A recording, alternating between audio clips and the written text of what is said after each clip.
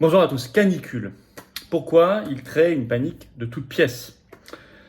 La preuve qu'il la crée toute pièce, c'est que ils sont pas sérieux, on va voir ça dans un instant, et en plus, ils sont très hypocrites. Parce que s'ils étaient vraiment préoccupés par l'environnement, il y a plein de décisions actuelles qu'ils ne prendraient pas. Et moi, je vais vous montrer ce qu'ils font en réalité à côté. Non, ils sont intéressés par augmenter les restrictions de liberté, passe carbone, et augmenter la censure. Et là, vous allez voir, il y a une proposition de loi complètement délirante sur ce sujet-là qui a été déposée. J'y reviens dans un instant. Vers le contrôle social et la censure, bien sûr. C'est même très visible. Faisons-le savoir à ceux qui sont encore naïfs sur le sujet, puisque plus une vérité, plus une perversité est dévoilée, plus eh bien, nous pouvons la combattre, et plus elle suscitera de résistance. Et c'est bien l'objectif, notamment de cette vidéo. Faites-la circuler si vous voulez bien. Pour cela, donnez-lui de la force, petit commentaire, un petit pouce vers le haut, c'est toujours bien. Pareil, s'abonner à la chaîne, vous cliquez sur s'abonner, c'est un petit clic, c'est gratuit, c'est toujours très très bien. Ça aide énormément par les algorithmes, la meilleure visibilité de toutes ces vidéos et de cette chaîne. Donc grand merci à ceux qui se sont abonnés à la chaîne et à ceux qui vont le faire dans les secondes qui viennent. Profitez-en d'ailleurs pour appuyer sur la petite cloche à côté une fois que vous êtes abonné, comme ça vous êtes notifié dès qu'il y a une nouvelle vidéo ou un nouveau direct sur la chaîne. Justement, en parlant de nouveaux directs, ce vendredi 28 juillet, eh bien, nous serons en direct à 19h sur cette chaîne. Je prendrai vos questions en direct et on regardera l'actualité la plus brûlante ensemble. Voilà, on lâche pas l'affaire, y compris pendant l'été, ce vendredi 28 juillet, dès 19h, comme d'habitude, en direct. Et il y a beaucoup de sujets nationaux et mondiaux à voir ensemble. Faites passer le mot. Faites passer le mot aussi de notre congrès national d'Arras, samedi 2 septembre, entrée gratuite dès 9h30, toute la journée, des tables rondes, des conférences. C'est formidable ce lieu. Hein. Ce moment-là va être grandiose. On aura André Berkoff, on aura Pierre-Yves Rougeron, on aura Gilbert Collard, on aura Éric Morillo, on aura Laurent Firod, le réalisateur du Monde d'après 1 et 2, on aura Charles-Henri Gallois, on aura des personnalités de très haut niveau et tant d'autres, j'en annoncerai encore, qui vont venir et qui vont eh bien nous montrer à quel point la résistance doit être unie pour gagner. Donc, pour s'inscrire à Arras, il faut, sous la vidéo en description, juste s'inscrire. Voilà, c'est un petit formulaire, ça prend là aussi quelques secondes. Si vous êtes deux, essayez de le remplir 2 fois ou 3. Ça nous aidera à mieux jauger. Je vous attends, patriotes. Voilà, c'est tout ce que je peux vous dire. Le combat pour la liberté, vous allez voir aujourd'hui, même la liberté d'expression, la vérité, il est essentiel, il est vital pour nous et pour les générations qui viennent. Je vous attends. Voilà, je vous attends dans ce combat. Vous pouvez adhérer ou reprendre votre adhésion annuelle si elle n'est plus à jour, ou faire un don de soutien au mouvement qui en a vraiment besoin parce qu'il ne croule pas sous les millions d'argent public comme d'autres mouvements, même d'opposition entre guillemets. Pas du tout. Nous, on est anti-oligarchique, mais on fait. Voilà. Et vous serez les bienvenus. Vous rejoindrez authentiquement une grande famille. C'est pas une expression, c'est vrai. Et vous serez mis en relation avec des gens qui pensent comme vous près de chez vous. Alors rejoignez-moi maintenant dans le combat. Je vous attends avec grand enthousiasme. Ou réadhérer. Le lien pour réadhérer, c'est le premier sous la vidéo en description. C'est un lien également en commentaire épinglé, une petite fiche maintenant sur l'écran. Et dans les dernières secondes de la vidéo, il apparaîtra ce lien sur l'écran. Faire un don de soutien aux patriotes, c'est le deuxième lien sous la vidéo en description. Tout simplement vital. Tout ça, c'est défiscalisé aux 2/3 pour vous. Voilà, je vous rappelle, si vous mettez 20, ça vous coûte 6,70, etc. Si vous mettez 100, ça vous coûte 33 et quelques. Si vous mettez 60, ça vous coûte 20. Si vous mettez 300, ça vous coûte 100. Si vous mettez 3000, ça vous coûte 1000. Il y en a qui peuvent, faites-le. Bravo aux donateurs réadhérents, bienvenue aux nouveaux adhérents patriotes. Alors, canicule, la panique, je disais quand même sciemment créée. Je dis pas qu'il n'y a pas des endroits où il fait très chaud, attention, c'est pas ce que je dis ici, hein, mais vous allez voir comment ils font. Et quels sont leurs arrière-pensées, leurs objectifs, c'est très visible. Et quelle est leur hypocrisie? Alors d'abord, la panique créée toute pièce.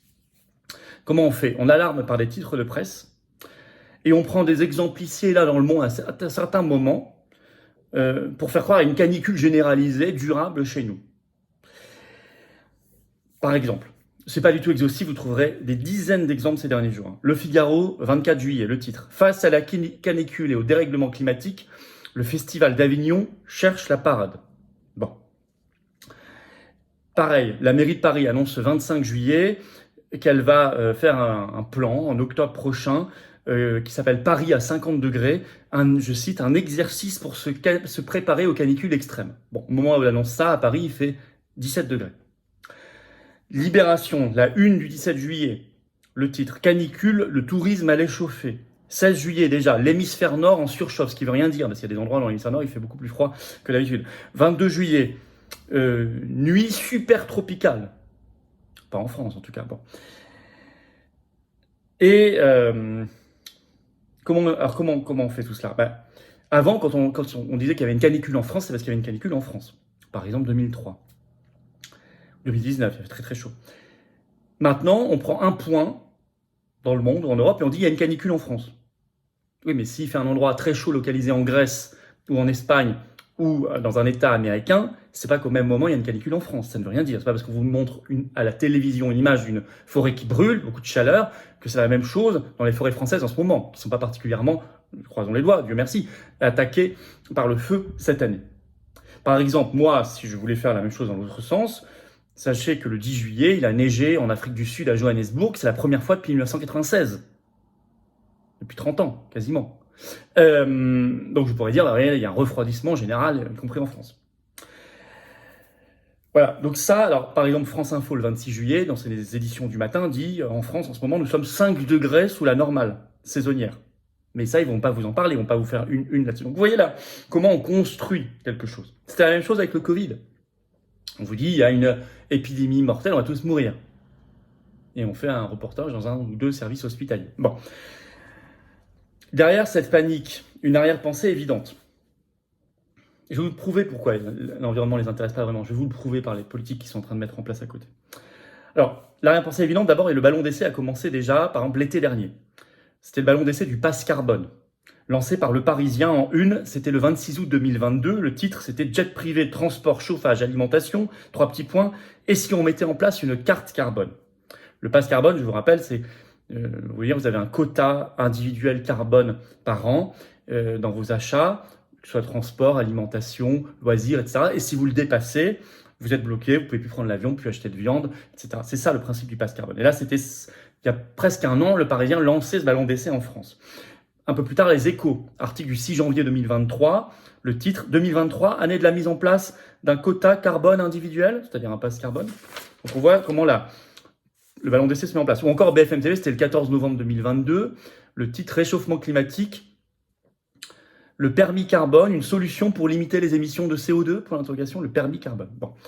Et puis c'est relayé par un peu, selon l'expression consacrée en sciences politiques, les idiots utiles de tout ça, qui je ne sais pas s'ils sont bien conscients de ce qu'ils font, mais enfin, le tweet de Sandrine Rousseau, députée ELV ce 25 juillet, qui a fait couler beaucoup d'encre, le titre, enfin ce qu'elle écrit plutôt son tweet, « La consommation de viande est une des causes de ce qui se passe en Algérie, Espagne, Grèce, Chine, Arizona et partout, écrit-elle, partout ». Et elle ajoute dans son tweet, « Se prendre en photo, tout sourire avec un morceau de viande aujourd'hui, c'est cracher à la figure de celles et ceux qui fuient, brûlent, meurent de chaleur. » Bon. Vous voyez la culpabilisation incroyable. Alors, c'est pas par hasard, là, elle parle de l'alimentation qui est aussi concernée par le pass carbone. Nous sommes en 2023, c'est quand même l'année où a été posé le débat par l'Union européenne de la consommation d'insectes par les humains, par un règlement européen depuis le 3 janvier 2023. En fait, les premières autorisations datent de 2021 par l'Union européenne. Dans les transports, c'est cette année aussi, par exemple, vous avez un expert très médiatisé, Jean-Marc Jancovici, qui était sur France Inter le 30 mai dernier, et qui, lui, étend considérablement cette logique en appelant, je cite, un quota de 4 vols en avion par vie. 4 vols en avion par vie. Je vais vous citer un extrait pour que vous compreniez bien de cette interview de Jancovici sur France Inter. Quand je dis 4 vols dans une vie, ce n'est pas 0. On pourrait instaurer un système où, lorsqu'on est jeune, on a 2 vols pour découvrir le monde, et quand on est vieux, on part en vacances en Corrèze en train. Il m'est arrivé de partir en vacances au Maroc en train. On peut aussi aller à Vladivostok ou en Suède en train, a poursuivi Jean-Marc Jancovici. Sauf que dans le même temps, les politiques de libéralisation de l'Union européenne cassent le train. Ça, il va falloir régler cette contradiction. Mais voire, ils peuvent aller plus loin que le pass carbone. Le confinement climatique, sur le modèle du confinement sanitaire. Là, vous avez un article qu'il a très bien étudié dans la presse anglo-saxonne. C'est tout récent, le 25 juillet, c'est The Spectator. Le titre, « Pourquoi les médias poussent les fantasmes de confinement climatique ?» Et ils expliquent que c'est les médias eux-mêmes qui, ils étudient les exemples, poussent cette notion, font monter cette notion de confinement climatique. Ils le montrent à travers les mots utilisés dans les médias. On va voir 2 exemples que donne The Spectator dans son article. Je cite. Au Los Angeles Times, par exemple, Sami Roth a offert un article le week-end dernier intitulé « Une panne de courant occasionnelle aiderait-elle à résoudre le changement climatique ?» Dans ce dossier, Roth plaide également en faveur de dizaines de millions de véhicules électriques sur la route et de dizaines de millions de pompes à chaleur électriques dans les maisons des gens. Roth ne se rend pas compte du dilemme d'électrifier tous les appareils ménagers, y compris thermostats, réservoirs d'eau et poêles, tout en plaidant pour des pannes majeures du réseau électrique, ou pire, il le fait. Oui, ils expliquent qu'en fait, ils veulent créer sciemment des pannes électriques pour créer une sorte de confinement climatique. Ils donnent un autre exemple, The Spectator. Au New York Times, Alisha Haridalzani Gupta a porté le discours de peur pendant les journées chaudes à un autre niveau en demandant directement « Est-il sûr de sortir ? Comment naviguer en cet été cruel ?» Donc tout ça pousse évidemment à réfléchir en mode de confinement climatique. Et le Spectateur donne un autre exemple, c'est le chroniqueur du New York Times, Paul Krugman, qui a écrit dans un article le 17 juillet dernier une tribune qui s'appelle ainsi « Pourquoi nous devrions politiser la météo ?» Mais ils ont d'autres arrière-pensées que simplement, c'est déjà énorme, les restrictions de liberté, passe carbone, confinement climatique, il y a aussi la censure. Faire progresser encore la censure. Et ça, c'est Reporter le 21 juillet qui nous apprend ceci. Par ce titre, climato-scepticisme dans les médias, des députés, c'est en France, planchent sur une loi. Et Reporter écrit, une loi, je cite, pour réprimer le climato-scepticisme dans les médias. Et je vais vous lire un extrait de ce que prévoirait cette loi dans Reporter. Voilà. Selon un document diffusé par Kotak Climat et l'Institut Rousseau, la proposition de loi pourrait avoir les contenus suivants. Renforcement des prérogatives de l'Arcom pour garantir un traitement adapté sur ces sujets. Ça veut dire censure. 2. Intégration des enjeux environnementaux dans les chartes déontologiques des médias. 3. Garantie d'un traitement de ces enjeux en donnant à l'Arcom, nouveau nom du CSA, la possibilité d'établir des règles temporaires lors des campagnes électorales. Ça, c'est très grave. Là, on restreint même le débat en période d'élection. 4. Renforcement des moyens de lutte contre la diffusion de fausses informations sur la crise écologique sur les plateformes en ligne. Donc là, ils s'attaquent aux réseaux sociaux. C'est fou. Parce que demain, une loi aussi pour nous interdire de critiquer Pfizer, nous interdire de critiquer l'Union européenne, etc. Bon. Alors, en plus, quelle hypocrisie. Et ça, il faut quand même le dire. 2023, c'est l'année de la relance de l'accord de libre-échange entre l'Union européenne et le Mercosur, qui serait le plus gros jamais conclu au monde.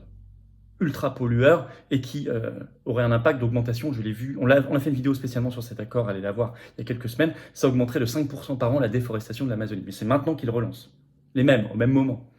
On apprend par le Figaro le 9 juillet dernier, le titre « Union européenne et Nouvelle-Zélande signent un accord de libre-échange qui augmentera, je cite, de 30% les échanges bilatéraux sur la prochaine décennie ». Ça, c'est ultra polluant. Ultra polluant. Faire venir de milliers de kilomètres, c'est tellement plus de navires, de camions, etc. C'est délirant. Mais pareil, ils veulent relancer l'accord de libre-échange géant avec l'Inde, Union européenne-Inde, qui a été initié en 2007, reprise des négociations depuis mai 2021 et le 26 février 2023, selon les Échos, le titre « L'Allemagne fait pression pour la conclusion d'un accord de libre-échange avec l'Inde ». Un autre en préparation, l'Australie, etc. Donc, s'ils étaient sincèrement, en conclusion, intéressés par l'écologie, l'environnement, la planète, etc., sous tous ces aspects, pas que l'histoire de réchauffement, pollution des eaux, des sols, c'est très important, la déplastification, la condition animale, tant d'autres choses, alors ils ne feraient pas cette politique-là. Ils ne sont pas intéressés par l'écologie, ils sont intéressés par contrôler nos vies et nos libertés. C'est tout à fait différent. Il faut le faire savoir. Il faut défaire ce narratif de la peur. Il ne s'agit pas d'être irresponsable. Les patriotes ont un vrai programme écolo, mais réel. Pas l'escrologie, la vraie écologie. Allez voir sur notre charte, allez voir partout, allez voir mes vidéos. Et je viens d'en parler, notamment reprendre en main la compétence du commerce qui appartient à l'Union européenne aujourd'hui par le Frexit. On reprend en main et on arrête cet accord de libre-échange. On déplastifie, on a plein de politiques à faire, y compris avec l'outre-mer. Et les vraies solutions réellement écolo, c'est stopper ce modèle mondialiste ultra polluant. On le sait, à tout niveau. Et ultra soumis aux lobbies chimiques, notamment. Voilà ce que je voulais vous dire. C'est important de défaire ces narratifs, très important. Faites circuler, si vous voulez bien, cette vidéo, donnez-lui de la force, notamment en vous abonnant à cette chaîne YouTube. Vous cliquez sur s'abonner en dessous, c'est un petit clic, c'est gratuit. Ça aide énormément la diffusion. La meilleure viralité de ces vidéos grâce aux algorithmes de YouTube. Grand merci à vous, c'est gratuit, c'est instantané. Ce vendredi 28 juillet à 19h, on est en direct sur cette chaîne. Soyez au rendez-vous, je prends vos questions en direct. Pensez-y, ramenez du monde. On va regarder toute l'actualité la plus brûlante, sans mauvais jeu de mots, ensemble. Vous allez voir, ça va être vraiment bien. Je vous attends. Soyez au rendez-vous d'Arras aussi. Soyez également au rendez-vous d'Arras. Notre congrès, samedi 2 septembre. Il y a un formulaire pour s'inscrire, il suffit de le remplir en dessous. C'est mieux de s'inscrire. Pas totalement obligatoire, mais ça nous aide énormément. Une inscription par personne si vous pouvez. C'est en lien sous la vidéo en description. Arras, on a beaucoup de beau monde qui sera là. Voilà. y compris l'intervention vidéo, je ne l'ai pas cité tout à l'heure, mais de Régis Le Sommier, de Omerta, etc. Et puis, je vous annoncerai encore dans les jours qui viennent. Voilà, je vous attends, c'est entrée gratuite totalement. Hein. Venez aux Patriotes, voilà, venez aux Patriotes. Cette carte orange d'espérance, de résistance, de transcendance, parce qu'on se bat pour quelque chose qui nous dépasse, et on se bat pour les générations qui viennent, nos enfants, nos petits-enfants, pour leur liberté, contre les narratifs de peur, contre le mondialisme, pour la France libre, pour l'humanité vraiment humaine. C'est pour ça qu'on se bat. C'est beau. J'ai besoin de vous maintenant. Le lien pour adhérer ou reprendre votre adhésion annuelle, ça n'est plus à jour, c'est le même. C'est le premier sous la vidéo en description. Il est en commentaire épinglé également et dans quelques secondes, il apparaîtra en lien sur votre écran. Sous la vidéo en description, le deuxième lien est pour faire un don de soutien aux Patriotes. Vital pour faire ce qu'on fait. Arras va coûter quelques dizaines de milliers d'euros. Les européennes de juin prochain, c'est plus d'1 million d'euros juste pour imprimer des bulletins de vote pour que vous puissiez voter. C'est important de bien être conscient de cela. On fait. Voilà. Soyez là. Aussi au rendez-vous du don si vous pouvez. Tout ça, c'est défiscalisé aux 2 tiers pour vous. Hein. Si vous mettez 60, ça vous coûte 20, etc. Bravo aux donateurs réadhérents, bienvenue aux nouveaux adhérents patriotes et vive la France.